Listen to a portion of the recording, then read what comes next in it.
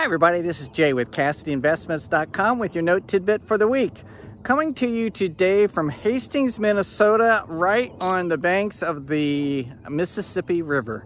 Up here doing our leadership boardroom mastermind retreat and just taking a walk out here in the evening. And the topic that I want to talk to you about today is when you're doing a transfer of a note from one servicer to the other, you need to always make certain that you follow up and make sure that all the monies have been transferred as they need to be.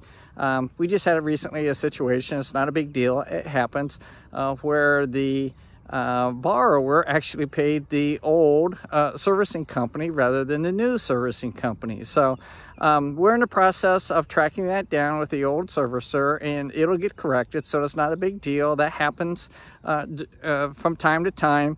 And the other thing is that you need to be aware of that you cannot charge late fees during that 60-day transfer. So you need to always be aware of that. So hopefully you find that helpful.